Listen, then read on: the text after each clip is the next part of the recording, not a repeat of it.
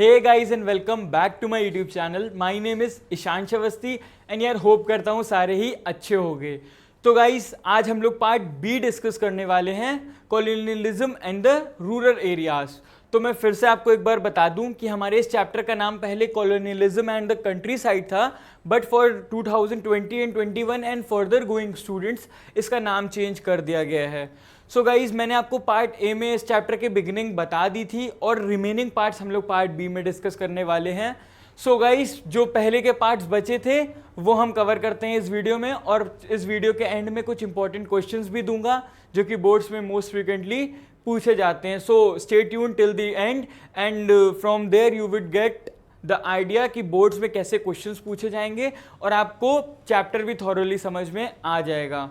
सबसे पहले हम जमींदारी रेजिस्ट देखते हैं, क्योंकि हमने पार्ट ए के एंडिंग में किस तरह से देखा था कि जोतेदार्स इमर्ज हो रहे थे, मंडल्स इमर्ज हो रहे थे जो कि एक इन्फ्लुएंशियल लीडर्स बनने जा रहे थे या मनी लेंडर्स बन रहे थे, और जो रियोट्स होते थे मींस किसान होते थे वो उनके पास जाते थे लोन लेने, जिसकी वजह से जमींदार्स की जो ऑथेंटिसिटी थी वो तो चली जाएगी। भाई जमींदार्स का क्या काम होता था, वो लोन देते थे और वो ब्याज लेते थे, इंटरेस्ट लेते थे उसके बदले में। पर जमींदार्स ने जब देखा कि उनकी पावर उनके हाथ से फिसल रही है तो वो तो कुछ करेंगे ना अपनी पावर को वापस लाने के लिए। तो वो स्टेप्स क्या क्या रहे जमींदार्स के द्वारा जिनकी वजह से उनकी जो पावर थी वो जोतेदार्स के हाथ में पूरी तरह से जाने से बच गई और उन्होंने अपनी पूरी पावर को एनालाइज या यूटिलाइज करके अपनी पावर वापस हासिल करी। चलिए देखते हैं। जमींदारी रेजिस्ट हमारे टॉपिक का नाम है। The authority of zamindars in rural areas however didn't collapse, मतलब पूरी तरह से इनकी पावर नहीं गई थी और जो बची कुची पावर थी उसी के मुताबिक इन्होंने अपनी पावर को बैक या फिर दोबारा हासिल किया। Faced with exorbitantly high revenue demand and possible auction of their states the device of surviving the pressure, इन्होंने ये प्रेशर कैसे डील किया जमींदार्स ने, क्योंकि हमने देखा था ना ब्रिटिशर्स ने कितना ज़्यादा रेवेन्यू डिमांड लगा दिया था, जिसकी वजह से ज़मींदार्स को कई बार लॉसेस होता था और सनसेट लॉ भी आ गया था जिसके मुताबिक अगर सनसेट के बाद आप पे करेंगे तो वो माना नहीं जाएगा और आपकी जो भी महल्स हैं या आपकी जो भी लैंड है वो ऑक्शन में डाल दी जाएगी। तो इन सब से जूझने के लिए ज़मींदार्स को कुछ न कुछ तो चाहिए होगा, तो वो क्या क्या स्टेप्स थे चलिए देखते हैं। Fictitious sale was one such strategy due to which unpaid balance were accumulated.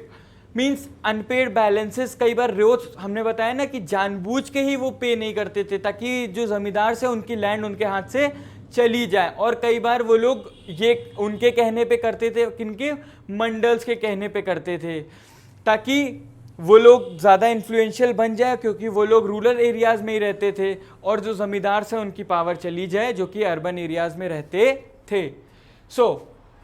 Fictitious cell करते थे वो लोग। फिक्शियस सेल कैसे, आपने बुर्दवान क्राइसिस देखा था ना, बुर्दवान में क्या हुआ था कि जो भी लैंड होती थी जो ऑक्शन में रखी जाती थी वो ज़मींदार्स के ही लोग आकर उसे सबसे ज़्यादा बोली लगाते थे और वो लैंड को फिर से वापस हाथ में रख लेते थे, और जब बाद में ये राज खुलता था कि वो उन्हीं के लोग हैं फिर से ऑक्शन होता था और फिर से उन्हीं के लोग आ जाते थे और फिर से उन्हीं को लैंड चली जाती थी, जिसकी वजह से बहुत सस्ते अमाउंट में लैंड ज़मींदार को देनी पड़ती थी ब्रिटिशर्स को, ईस्ट इंडिया कंपनी को। ये एक पहला स्टेप था। दूसरा, there were other ways in which zamindar circumvented displacement. When the people from outside zamindari brought an estate at an auction, they couldn't always take the possession. Means दूसरा क्या था वे कि जब कोई आउटसाइडर होता था और वो ज़मीन लेने आता था मान लीजिए, तो क्या होगा कि जो ज़मींदार प्रीवियस ज़मींदार था जिसकी वो लैंड थी वो लठियाल्स रखता था। लठियाल्स कौन, वो जो लाठी लेकर लोग खड़े रहते हैं और उनसे उनको पिटवा देता था, तो जिसकी वजह से किसी की हिम्मत ही नहीं पड़ती थी उस लैंड को ऑक्शन करने की या बोली लगाने की, तो जिसकी वजह से उनकी लैंड बच जाती थी। ये इनका दूसरा स्ट्रैटेजी थी। तीसरी स्ट्रैटेजी क्या थी, कि जो विलेजर्स होते थे या जो रियोट्स होते थे वो कई बार उनको लगता था कि हम ज़मींदार्स की ही प्रजा हैं, क्योंकि ज़मींदार्स हमारे मालिक हैं तो हम उनको धोखा नहीं दे सकते, इसलिए वो किसी और को, आउटसाइडर को आने ही नहीं देते थे, अपना डिवोशन शो करते थे, डेडिकेशन शो करते थे, जिसकी वजह से ज़मींदार्स की लैंड बची रहती थी, उनकी पोजेशन बनी रहती थी। तो ये वेज थे। Rules of revenue payment were made flexible. As a result, जमींदार power over the villager were strengthened. Means अब रेवेन्यू की जब से पहले तो हमने देख लिया कि हाई रेवेन्यू डिमांड किया था ईस्ट इंडिया कंपनी ने, बट जब उन्होंने देखा कि वो हमको नहीं मिल रहा है, अनपेड रेवेन्यू हो रहा है, मतलब हमको नहीं दे रहे हैं रेवेन्यू जमींदार, तो उन्होंने फ्लेक्सिबल कर दिया कि जब आपकी ग्रोथ ज़्यादा हो तब आप ज़्यादा हमें रेवेन्यू दे दीजिएगा, जब आपकी ग्रोथ कम हो तो आप कम दे दीजिएगा। तो जिससे ज़मींदार की जो स्ट्रेंथ थी वो और ज़्यादा बढ़ गई विलेजेस में, और ये तब तक बढ़ी रही, कब तक, 1930 तक, जब तक कि हमारा जो एग्रीकल्चर था उसकी प्रोडक्टिविटी कम नहीं हुई। 1930 में उसकी जो डेप्रिशिएट कर गई थी, हमारा जो एग्रीकल्चर है वो डेप्रिशिएट कर गया था, जिसकी वजह से जोतेदार फिर से इमर्ज हो गए थे 1930 में। बट इसके बीच में ज़मींदार की जो पावर थी वो बहुत ज़्यादा देखने को मिलती है। This was only during the Great Depression of 1930s that they finally collapsed and जोतेदार consolidated their power in the country side. मतलब कि 17th सेंचुरी से लेकर हमने देखा 18th सेंचुरी तक किस तरह से जमींदार की पोजीशन थी, पूरी कंप्लीट पावर थी, यूटिलाइज कर रहे थे वो लोग। बट उसके बाद जोतेदार इमर्ज हो गए थे जो कि विलेज में ही रहते थे और वो पावरफुल होने लग रहे थे। वो लोग रियोट्स के ही पार्ट थे, मतलब रिच जो रियोट्स से अमीर किसान थे जो मनी लैंड कर सकते थे गरीब किसानों को, वो उनकी पावर इमर्ज होने लग रही थी। बट जब फ्लेक्सिबल रूल आया कि आपके पास जब ज़्यादा रेवेन्यू हो तब आप ज़्यादा दे दीजिएगा, जब कम रेवेन्यू हो तो आप कम टैक्स पे करिएगा ईस्ट इंडिया कंपनी को। तो इसके बाद क्या हुआ कि ज़मींदार ने अपनी पावर कंप्लीटली यूटिलाइज करी 1930 तक। देखिए, it was only during great depression of 1930, means जब एग्रीकल्चरल डिप्रेशन आए 1930 में, एग्रीकल्चर की उपज उतनी अच्छी नहीं हुई, प्रोडक्टिविटी अच्छी नहीं हुई, तब तक जमींदार ने रूल किया। उसके बाद जोतेदार फिर से इमर्ज हो गए और फिर से उन्होंने अपनी पकड़ बनानी स्टार्ट कर दी। So I hope now you are clear with this zamindari resist. चलिए अब देखते हैं हमारा सेकेंड टॉपिक जो कि है the fifth report. So fifth report basically कुछ नहीं है, वो जो बेसिक रिपोर्ट्स होती है जो कि ईस्ट इंडिया कंपनी को ब्रिटिश पार्लियामेंट भेजनी पड़ती हैं, वो होती थी फिफ्थ रिपोर्ट। अब ब्रिटिश पार्लियामेंट को क्यों भेजनी पड़ती थी? क्योंकि जो ईस्ट इंडिया कंपनी थी वो ट्रेड सेटअप करने आई थी इंडिया में एंड चाइना में बेसिकली, बट वो यहाँ पे अपनी मोनोपोली दिखाने लगी थी और कुछ पार्लियामेंट के मेंबर्स को, ब्रिटिश पार्लियामेंट के मेंबर्स को ऐसा लगने लगा था कि ईस्ट इंडिया कंपनी का जो भी प्रॉफिट होता है वो सिर्फ ईस्ट इंडिया कंपनी के पास जाता है, ना कि ब्रिटिश गवर्नमेंट के पास। तो इससे फ़ायदा क्या हुआ ईस्ट इंडिया कंपनी को इंडिया भेजने का? आफ्टर जब ब्रिटिश ईस्ट इंडिया कंपनी ने बंगाल जीत लिया था, उसके बाद भी जितना भी ट्रेड या फिर जो भी कलेक्शन होता था रेवेन्यू का, वो सब कौन रखता था? वो सब यही लोग रखते थे, ईस्ट इंडिया कंपनी वाले। सो इसलिए उनको एक रिपोर्ट तैयार करके भेजनी पड़ती थी British parliament, that they are loyal to them, who are loyal to them, East India company. और वो जो भी ट्रेड कर रहे हैं उससे पूरे इंग्लैंड को या पूरी ब्रिटिश पार्लियामेंट को फ़ायदा है, ना कि सिर्फ ईस्ट इंडिया कंपनी को। चलिए देखते हैं। Many of the changes that are discussed were documented in details in a report that was submitted to the British Parliament in 1813। जितना भी एक्सेंट या जो भी हैपनिंग्स अकर हो रही थी during the east India company regime, वो सब भेजनी पड़ती थी रिपोर्ट बना के ईस्ट इंडिया कंपनी को। जैसे कि ऑक्शन पे कोई लैंड ऑक्शन हो रही है तो ये भी रिपोर्ट बना के भेजना पड़ता था। कहीं पे उन्होंने रूल अपना गैदर कर लिया या अपना जीत लिया कोई लैंड, तो वो भी इनको रिपोर्ट बना के भेजनी पड़ती थी ब्रिटिश पार्लियामेंट को। इसके अलावा it was the fifth series of reports on administration and activities of east India company in India. Means कैसे एडमिनिस्ट्रेशन कर रही है ईस्ट इंडिया कंपनी, कहीं करप्शन तो नहीं कर रही है या एडमिनिस्ट्रेशन प्रॉपरली कर रही है, कहीं ब्रिटिश पार्लियामेंट की नाक तो नहीं कटवा रही है। तो इसलिए उनको एक रिपोर्ट तैयार करके भेजनी कंपलसरी हो गई थी। Second, from the time company established its rule in Bengal mid 1760s, its activities were closely watched in England. So as soon as the East India Company have established its rule in Bengal, that is 1760s के दौरान में British East India company ने अपना rule establish कर लिया था बंगाल में। तो जो भी उनकी एक्टिविटीज़ तब से हो रही थी ईस्ट इंडिया कंपनी की, वो क्लोजली मॉनिटर कर रहा था ब्रिटिश पार्लियामेंट या फिर इंग्लैंड।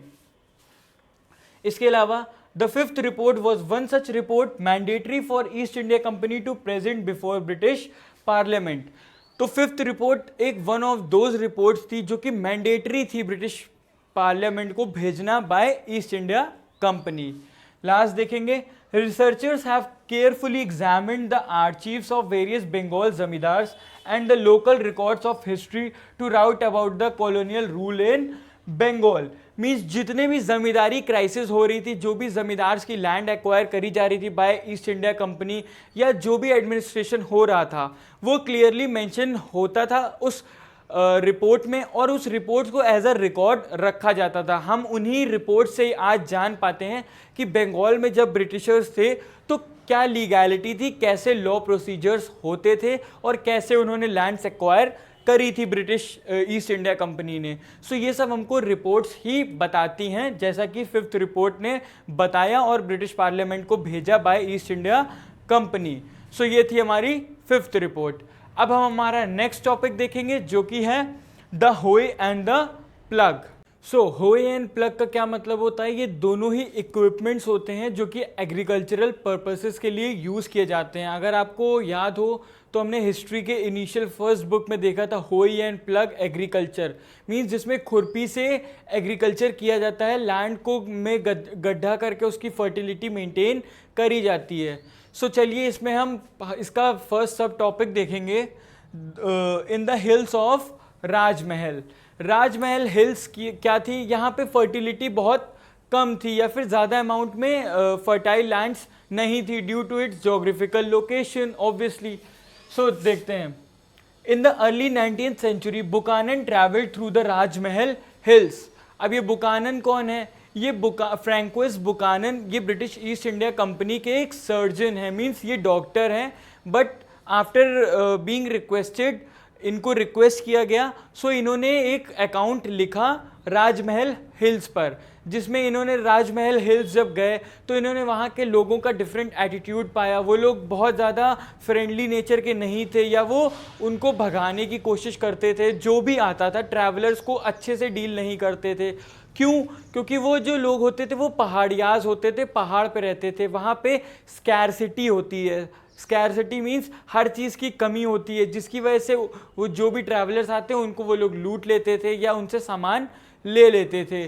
पहाड़ियाज क्यों ले लेते थे? क्योंकि उनके पास रिसोर्सेज बहुत ज़्यादा एबंडेंस अमाउंट में नहीं होते थे। देखते हैं, he notice the hill folk, folk means people, who were known as Paharias and they lived around Rajmahal hills। So इन्होंने जो भी पीपल नोटिस किए वो कौन थे? पहाड़ियाज थे, जो कि राजमहल हिल्स में रहते थे। Paharias practice shifting cultivation and rely on forest produce. अब क्योंकि स्कैरसिटी ऑफ रिसोर्सेज से, रिसोर्सेज की कमी थी, सो वो कंप्लीटली रिलाई करते थे फॉरेस्ट पे। जो भी फॉरेस्ट से मिलता था उनको, चाहे वो प्लांट्स के थ्रू हो, चाहे वो एनिमल्स हो, उन्हीं से वो अपना गुजारा किया करते थे। They perform various activities like hunting, food gathering, growing crops etcetera. Crops कौन कौन सी? मिलेट हो गई, बाजरा हो गया, ये सारी क्रॉप्स उगाते थे विद द हेल्प ऑफ होई and plug. They scratch the ground lightly with होइस, cultivated and cleared the land, then fallow the land so that it regained the fertility। ये पहले ज़मीन को खोदते थे लाइटली एंड कल्टिवेट, फिर उसमें क्रॉप ग्रो करते थे, फिर क्रॉप ग्रो करने के बाद कुछ समय तक फैलो कर देते थे लैंड को। फैलो मीन्स लीव कर देते थे, छोड़ देते थे, ताकि जो लैंड है वो अपनी फर्टिलिटी फिर से रीगेन कर ले। कुछ लोग फर्टिलिटी रीगेन करने के लिए लैंड में आग लगा देते हैं ताकि फर्टिलिटी जल्दी से रीगेन हो जाए। सो ये सारे प्रैक्टिसेस करते थे ये लोग, ताकि लैंड में फिर से फर्टिलिटी आ जाए और ये फिर से क्रॉप ग्रो कर पाएँ। इसके अलावा they lived in the hutment within the tamarind groves and rested in the shade of mango tree. आपने देखा होगा कि आजकल विलेजेस में जिस तरह से डोमेस्टिक एनिमल्स पाले जाते हैं तो उनके लिए जो अलग से घर बनाया जाता है वो किस तरह से टैमरिंड का होता है, ग्लोव्स, और उसके ऊपर लीव्स लगी होती हैं। मींस खप्पर के जो घर होते हैं, अगर आपने सुना हो, तो उसी टाइप के जो घर थे वो उसमें पहाड़ियाज रहा करते थे। अगर आप बुक देख रहे होंगे तो आप बुक में भी पाएंगे, उसकी पिक्चर बनी हुई है। सो उस टाइप के हट टाइप घरों में वो लोग रहते थे। इसके अलावा they considered entire region as their land and resisted the intrusion from outsider.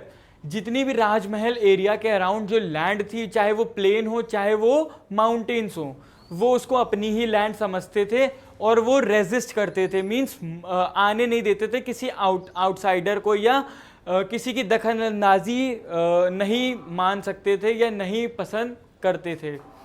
इसके बाद Paharias regularly raided the plains as a way of asserting power over settled community. ये रेड मारा करते थे प्लेन्स में, मीन्स पहाड़ पे रहते थे तो ये जनरली फ्रीक्वेंटली आया करते थे प्लेन्स में और रेड मारते थे, कई बार अटैक कर देते थे। क्यों कर देते थे? अपनी पावर शो करने के लिए कि हम पहाड़ियाज हैं और हम भी कुछ पावर रखते हैं। क्यों? क्योंकि उन लोग के पास रिसोर्सेज होते नहीं थे, कुछ ज़्यादा करने के लिए होता नहीं था, तो वो अपनी पावर ही दिखा सकते हैं दूसरों को। सो वही वो काम किया करते थे। Next, in the 1770s British embarked on a brutal policy of extermination, hunting Paharias down and killing them brutally. तो क्योंकि पहाड़ियाज जो थे वो रेड करते थे जो प्लेन सेटलर्स होते थे, तो उनकी जो कल्टीवेशन होती थी कई बार वो ख़राब हो जाती थी, जिसकी वजह से ब्रिटिशर्स का नुकसान हो जाता था, ईस्ट इंडिया कंपनी का नुकसान हो जाता था।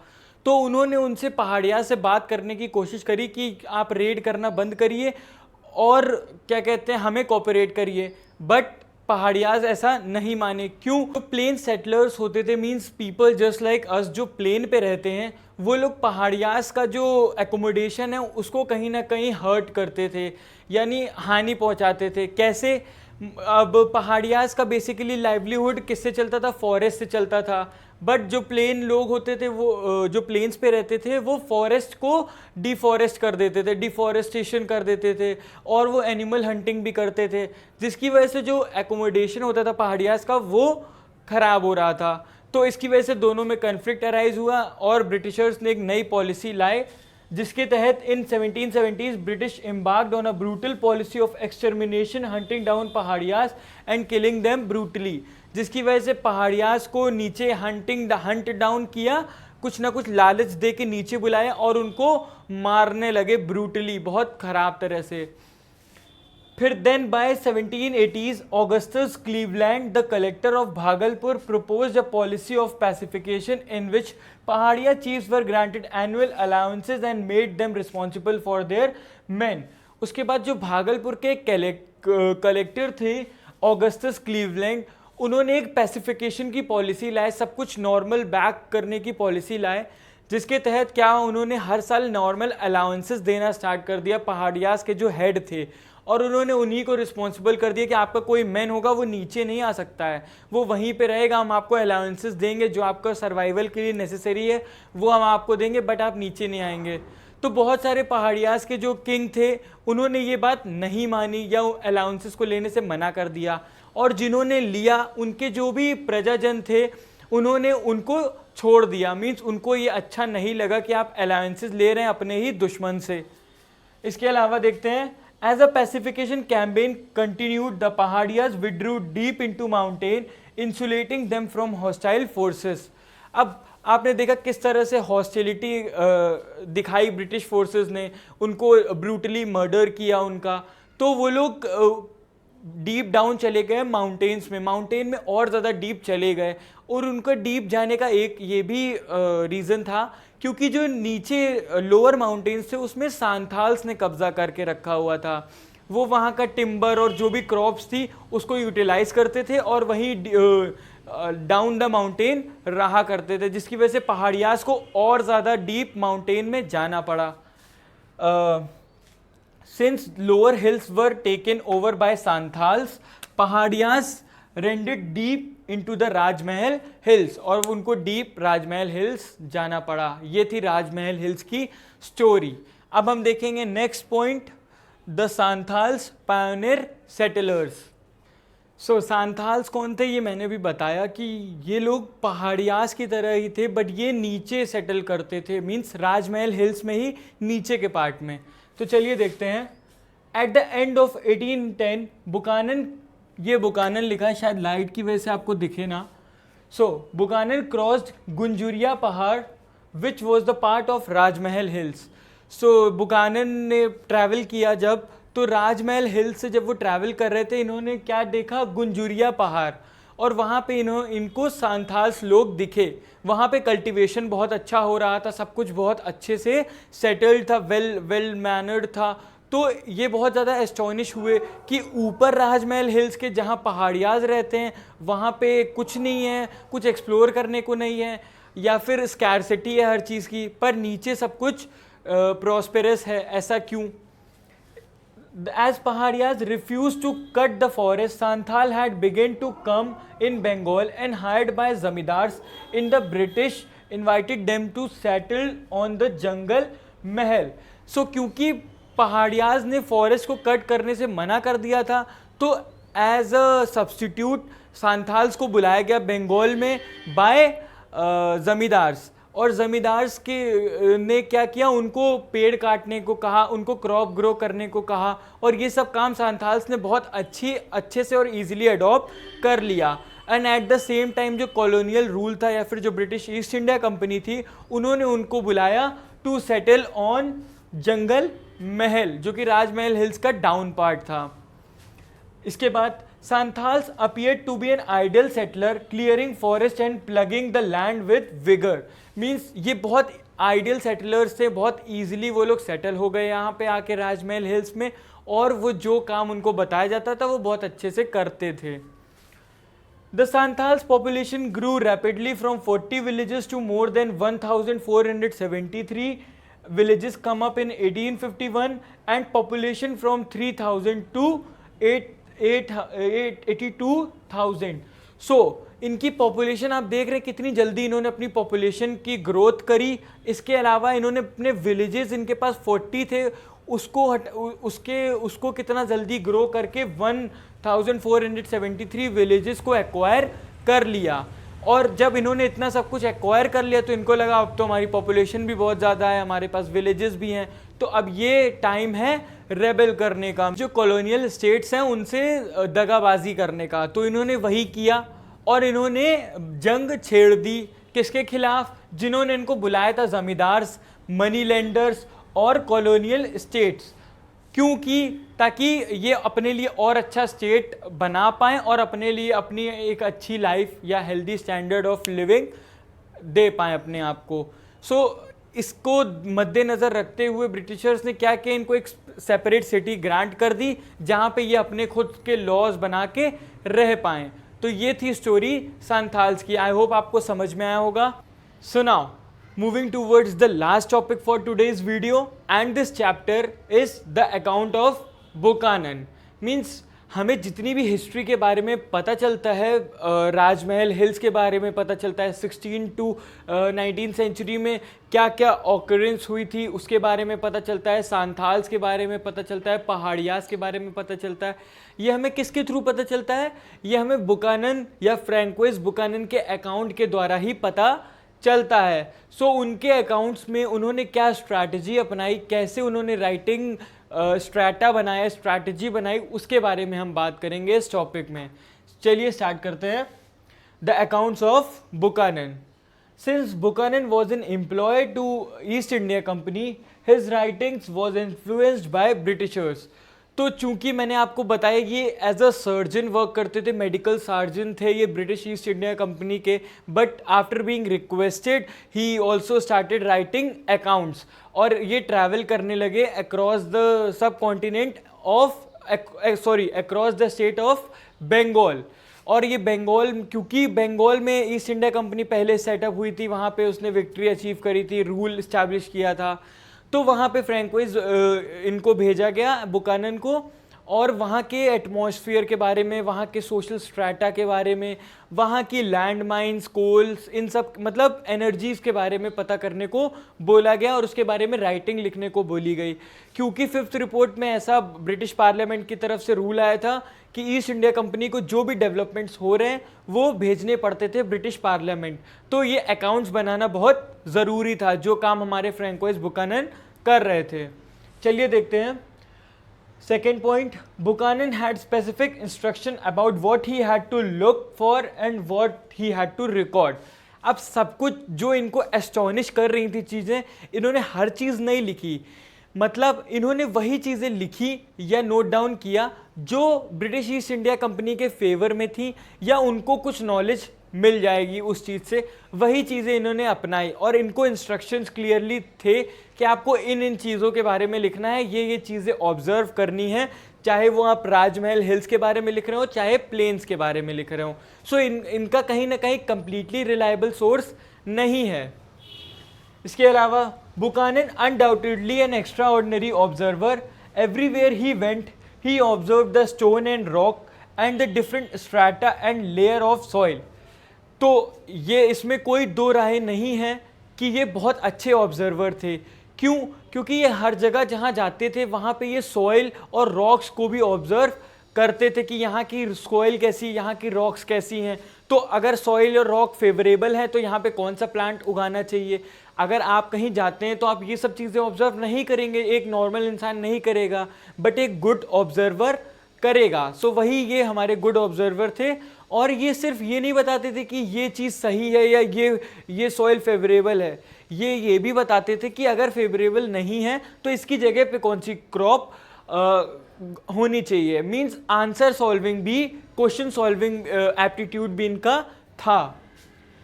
So he searched for minerals and valuable stones. ये मिनरल्स और वैल्यूएबल स्टोन्स को ढूंढते थे, ईस्ट इंडिया कंपनी को उसके बारे में नॉलेज देते थे और उससे अपनी डेवलपमेंट करते थे या ईस्ट इंडिया कंपनी की डेवलपमेंट करते थे।